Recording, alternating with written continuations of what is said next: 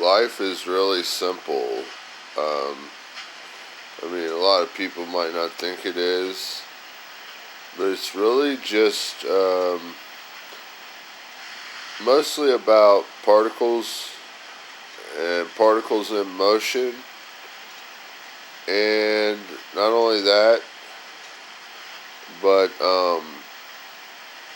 sometimes particles don't do what they claim history says they do.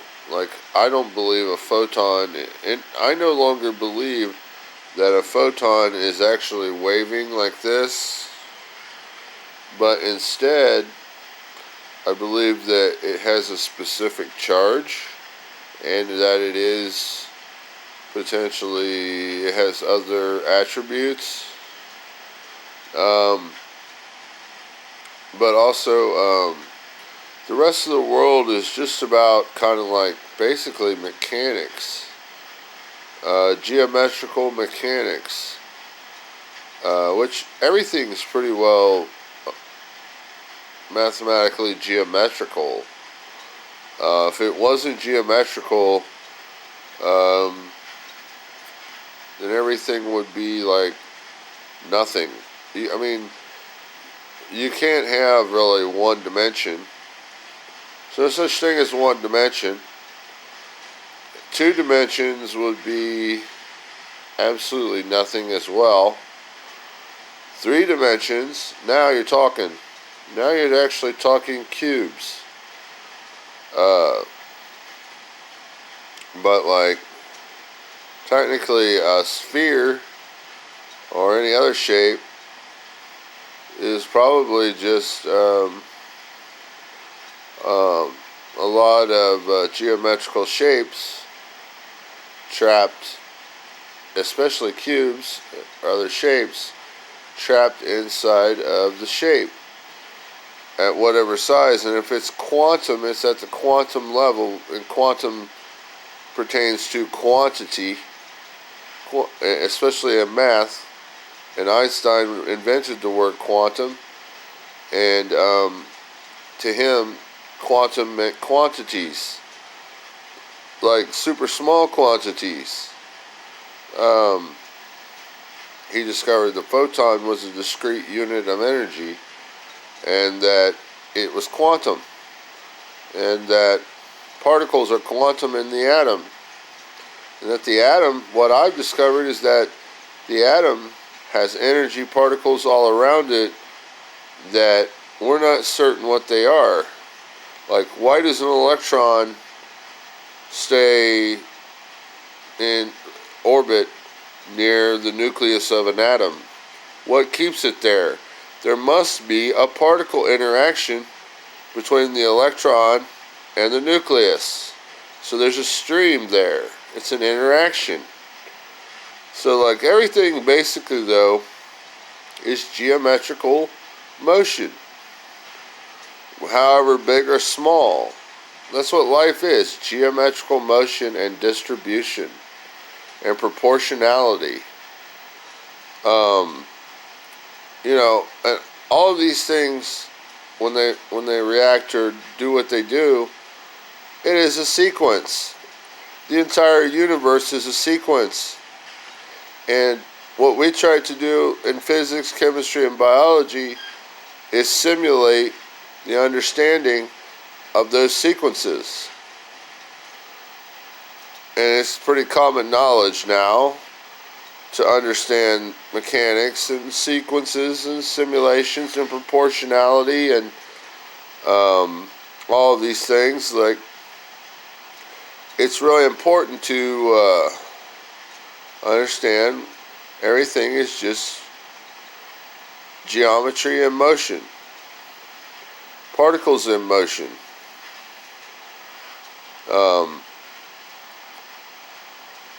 You can draw these things in images. You can create a concept of life, initially a hypothesis, just by drawing an image on your Windows 10 computer, like in MS Paint. or computer programs such as Microsoft Visual Studio. You can show these concepts. You don't necessarily have to do math to have an idea. And what we're learning now is that particles like to interact, even light does. Light can turn into supposedly electrons when they crash together. And then, we've also learned that Einstein, basically the father of quantum physics, we were learning that he was probably inaccurate. Some things he was right about, like maybe that this is a relativity type of thing, like type of life, type of existence. But when it comes to his space-time and time travel, and like we're always going to travel toward the future, but you can't reverse time. It would be impossible to put the energy back into it. How would you collect it and put it back? You can't reverse it. But you can actually move away from it and then travel into the future. But when you come back, essentially what happens is that the future doesn't really care about you at different points in time. It doesn't care about you. It continues.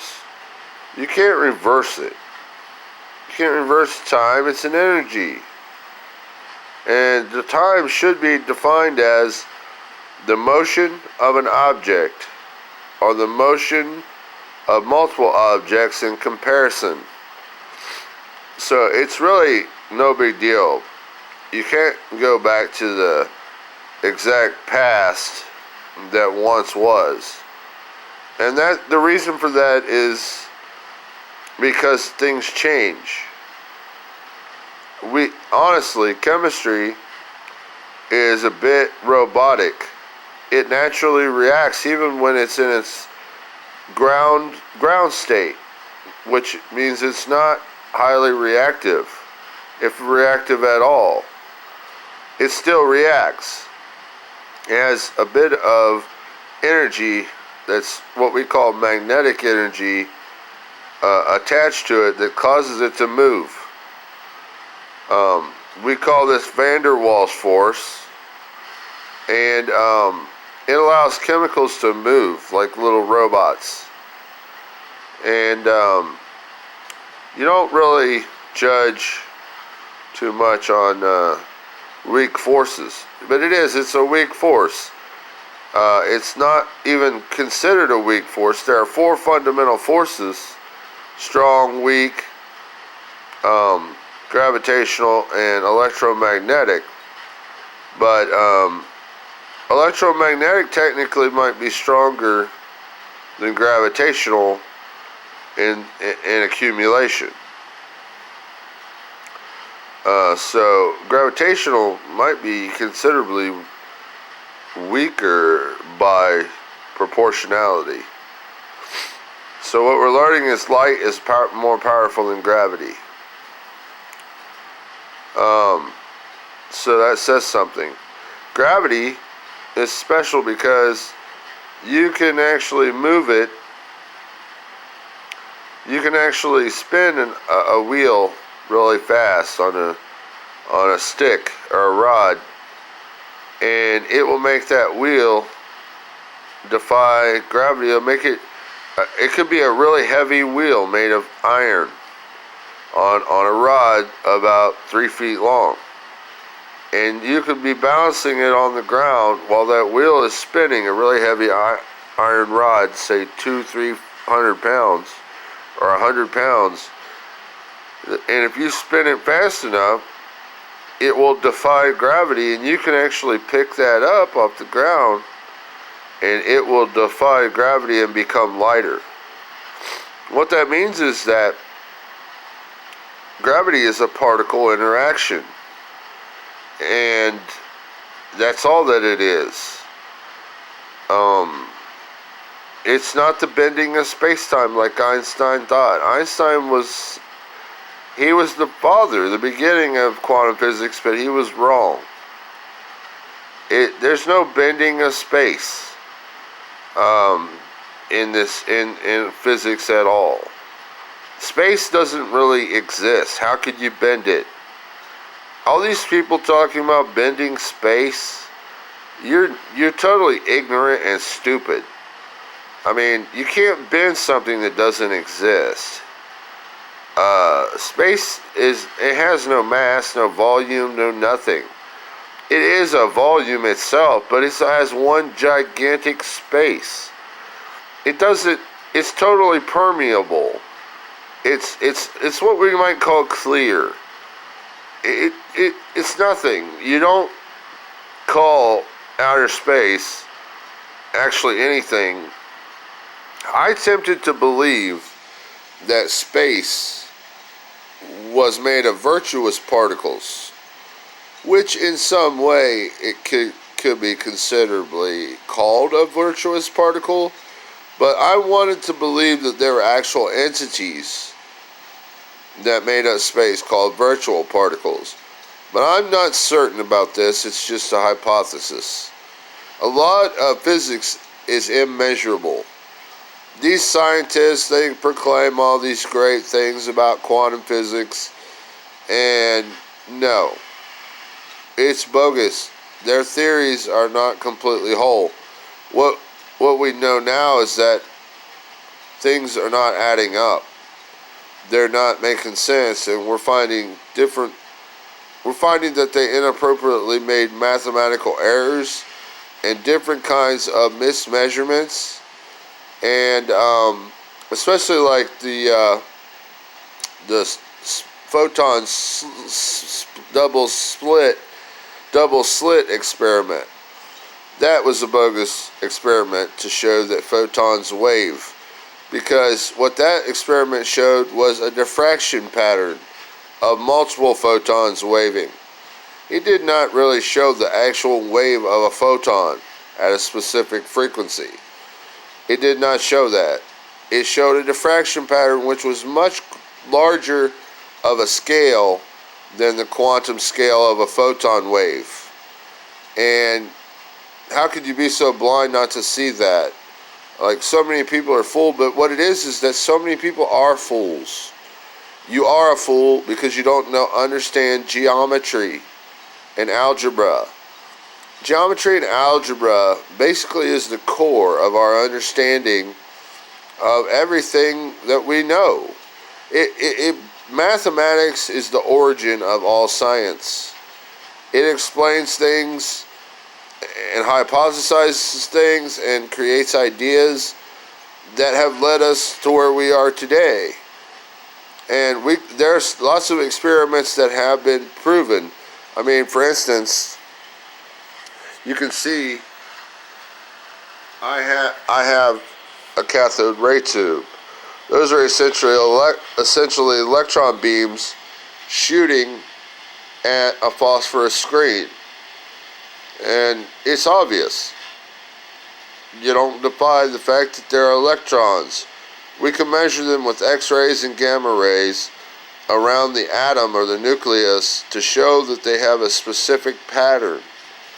And they do this with X-ray diffraction crystallography.